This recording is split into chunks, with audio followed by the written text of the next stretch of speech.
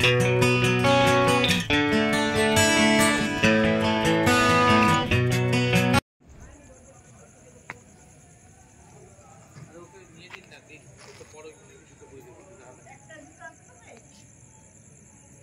যে আমার হাতে একটা জুতো, আমার হাতে একটা জুতো। এই জুতো মন্দিরে জুতো হাতে রাখ, পরে পরাবি।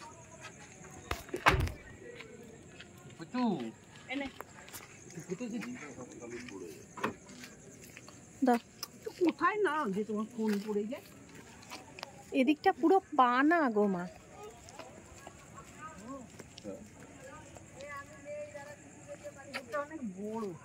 হ্যাঁ, এটা পুকুর না দিঘি?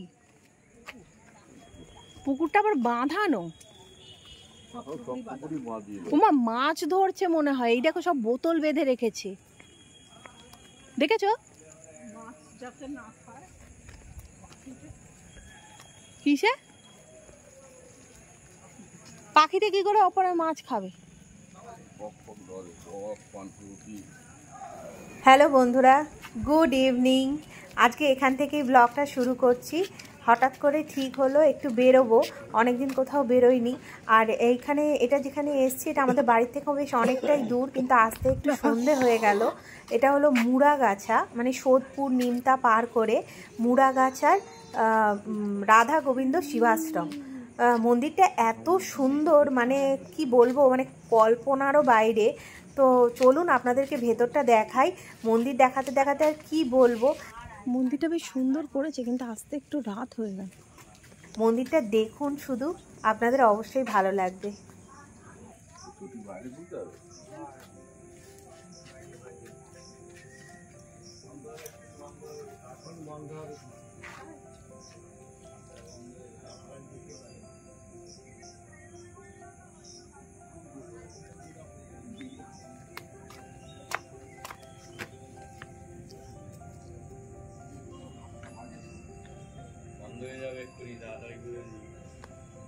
তুমি লাইট বন্ধ করো।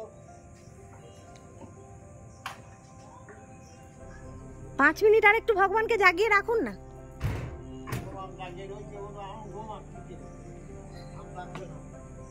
আর জাগবে না?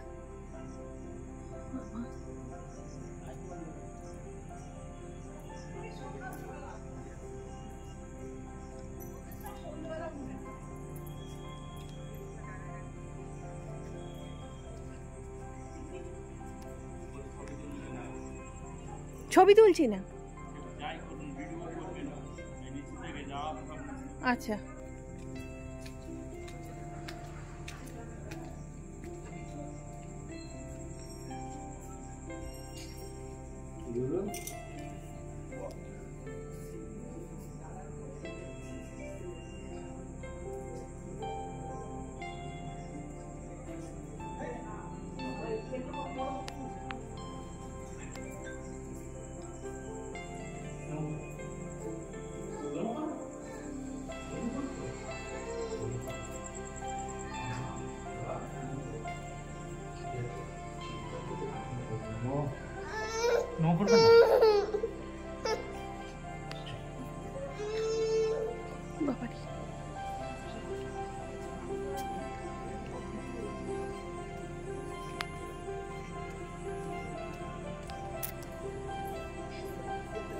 এখানে সব শিব শিব শিব।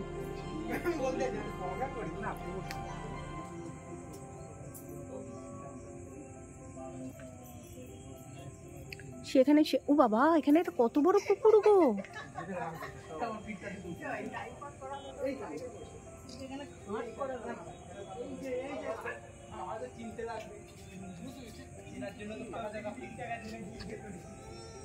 কি সুন্দর না আমার জায়গাটা।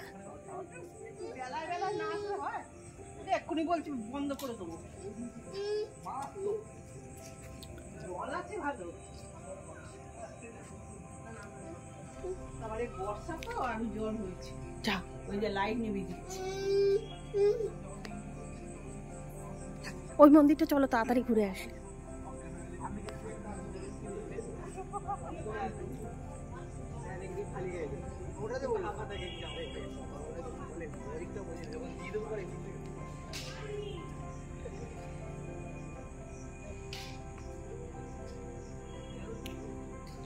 বন্ধ করুন। হ্যাঁ কোনটা?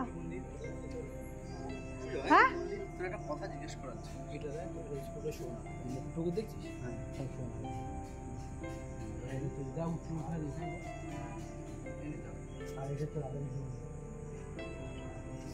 এটাই মেন ছিল আগে। হ্যাঁ, আগে তো এটাই ছিল।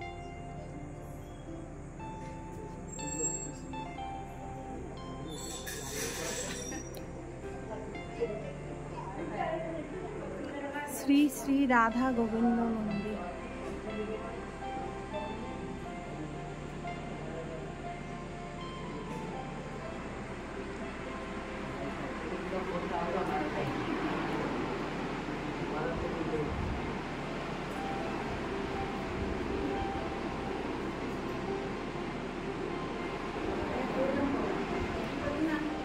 মা কি তুলতে বলছিল গো বাবা?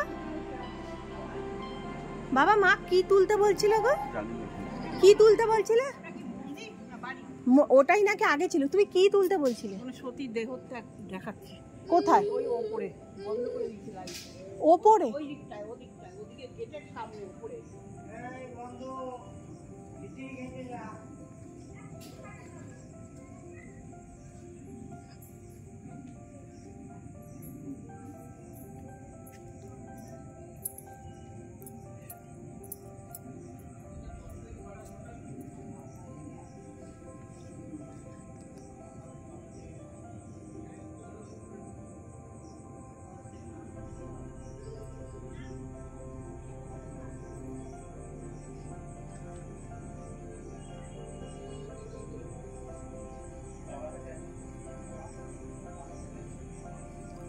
চলুন অন্ধকারেতেই আপনাদেরকে একটু পুকুরটা দেখাই। দেখছেন?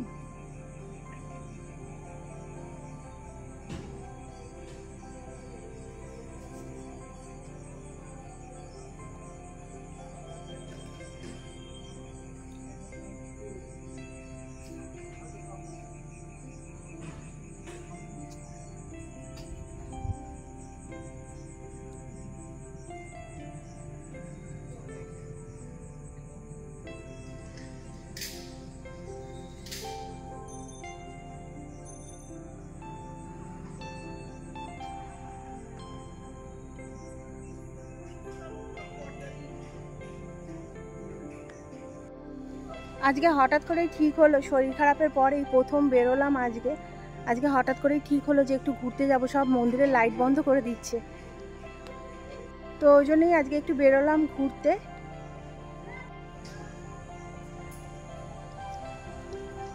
এবার আমরা বেরিয়ে যাচ্ছি।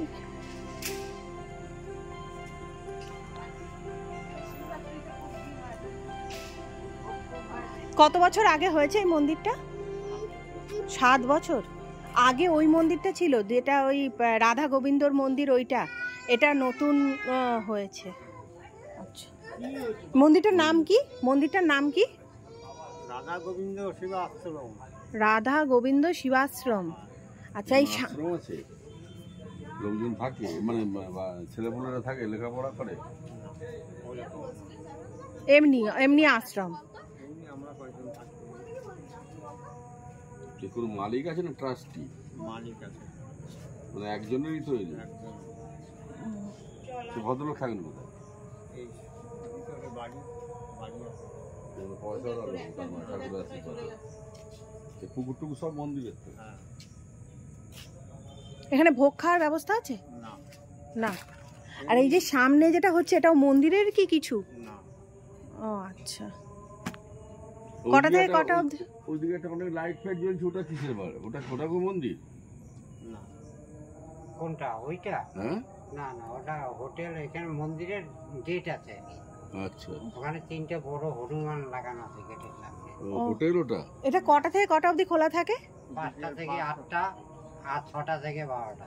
সকাল 6টা থেকে 12টা আর 5টা থেকে 8টা রাত্রির 8টা। আচ্ছা বাবা চলে এসো। আপনি তো মহারাজ নাকি? পূজাটা আপনি করেন? উনি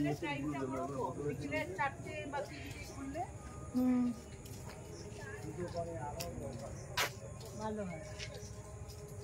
5টা থেকে চলো এসো।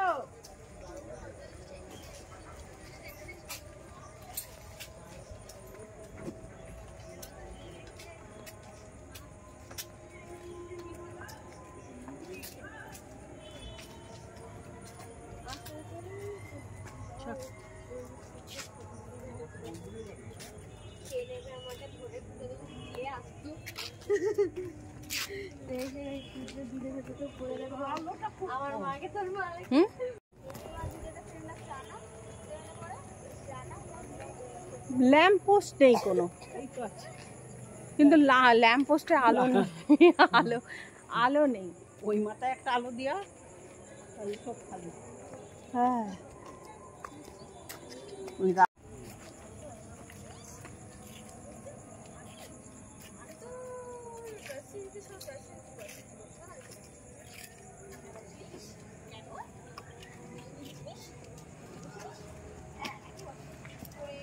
জুতোটা আমার আদির কোনো কাজেই লাগলো না। নিয়ে যাবে কচু? লাগিয়েছি, এখনো হয়নি। এখনো কচু যখন বড় হবে না, কচু ওপর দিকে ঢুকতে দে রে, ঢুকতে দে, ঢুকতে দে রে, ঢুকতে দে বাবা। আরে দাঁড়া না রে।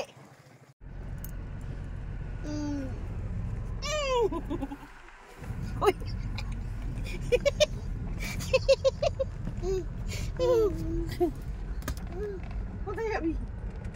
ও বলছে আমি এখানে সেফ না বাবা, আমি চলে যাই দাদুর কাছে। কি বলছে মা, ভিডিও তুলতে আমাকেই উল্টে পটকে দিচ্ছে। চলে এলাম বাড়িতে। ওখানে যেহেতু 8টার সময় মন্দিরটা বন্ধ হয়ে যায় আর আমাদের বাড়ি থেকে অনেকটাই দূর, তাই বাড়িতে আস্তে আস্তে জানেন তো অনেকটাই মানে দেরি হয়ে গেছে, প্রায় 9:30 পৌনে 10টার মতন বাজে। তাই এসে কোনো দিকে না তাকিয়ে সোজা রান্নাঘরে চলে এলাম। আদিকে আজকে এই কাঁচা কুমড়ো আর আলু সিদ্ধ আর ভাত দেব। আর সৌরভ দুপুরবেলা জানেন তো মটন এনে রেখেছিল। আমি মটনটাকে খুব ভালো করে ধুয়ে নুন হলুদ আর সর্ষের তেল দিয়ে ম্যারিনেট করে রেখে দিয়ে চলে গেছিলাম। এখন ওই মটনটা রান্না করব আর রুটি খাবো। তো চলুন আমি রান্না করি, আর তার আগে এই স্যালাডটা একটুখানি কুটে নিচ্ছি আর কি। মন্দির ঠিক বলবো না, ওটা অ্যাকচুয়ালি একটা আশ্রম টাইপের, কিন্তু জায়গাটা জানেন তো এত সুন্দর, আমার খুব ভালো লেগেছে। কিন্তু ওখানে যে আপনি সকালবেলা যাবেন শুধু মন্দির দর্শন করেই আপনাকে চলে আসতে হবে। ওখানে কিন্তু আপনার মানে থাকা খাওয়া এরকম কোনো ব্যবস্থা নেই, মানে শুধু মন্দির দর্শন করেই আপনাকে চলে আসতে হবে। তো যাই হোক, আমরা সকালের দিকে যেতে পারিনি, তো ওই জন্য আমাদের মানে হঠাৎ করে ঠিক হয়েছে বলে মানে বেলা হয়ে গেছে। কিন্তু এই মন্দিরটা জানেন তো আমি কিন্তু এখনও অবধি মানে ইউটিউবে দেখিনি, আমি ঠিক জানি না যে কেউ গেছে কি না। তো আমি কিন্তু সেরমভাবে এখনও অবধি দেখিনি যে কেউ গেছে বলে। যদি আপনাদের মন্দিরটা ভালো লেগে থাকে, মানে কি মন্দিরটা তো সত্যিই খুব সুন্দর, আপনারা একবার যেতে পারেন। তো চলুন কথা বলতে বলতে দেখুন এই যে মাংসটা আমি ম্যারিনেট করে রেখে গেছিলাম নুন হলুদ আর কাঁচা সর্ষের তেল দিয়ে, ব্যাস এবার এই মাটনটা আমি রান্না করে নেব। সর্ষের তেলে রান্না করব, প্রথমে সর্ষের তেল দিয়ে নেব। পুরো রান্নাটা আমি প্রেশার কুকারেই করব। তেল গরম হলে আমি এখানে এলাচ দারচিনি আর লবঙ্গ ফোড়ন দিলাম, আর 2টো তেজপাতা দিয়ে দেবো। এবারে পেঁয়াজগুলো খুব ভালো করে ভেজে নেব।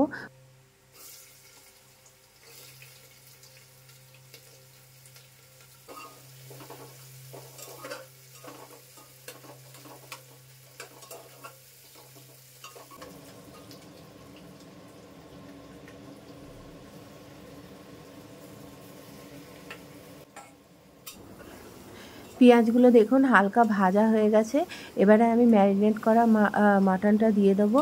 আর এখানে মাটনটা একটু হালকা পেঁয়াজের সাথে নাড়াচাড়া করে আমি এখানে যে মশলাটা দিয়েছি ওটার মধ্যে রয়েছে আদা রসুন আর শুকনো লঙ্কা, ব্যাস। এবার সামান্য পরিমাণ হলুদ দেবো আর সামান্য পরিমাণ চিনি আর কাশ্মীরি লঙ্কার গুঁড়ো দিয়ে এবার মাটনটাকে খুব ভালো করে কষাবো। আচ্ছা, আমি না মশলাটার মধ্যে আদা রসুন শুকনো লঙ্কা আর টমেটোটাও পেস্ট করে দিয়ে দিয়েছিলাম। আর দেখুন এখানে মাংসটা মোটামুটি এখনও কষানো হয়নি, হালকা হয়েছে। এবারেই আমি আলুগুলো এখানে দিয়ে দিলাম। আলুগুলো আমি ভাজিনি আজকে, খুবই সিম্পলভাবে করছি, কারণ অনেকটাই রাত হয়ে গেছে, নইলে খেতে খেতে অনেক বেলা হয়ে যাবে। আর এখানে এই কষানোর মধ্যেই আমি সামান্য পরিমাণে গরম মশলা গুঁড়ো দিয়ে দিলাম। দিয়ে এবার মাংসটাকে খুব ভালো করে চাপা দিয়ে দিয়ে কষিয়ে নেব।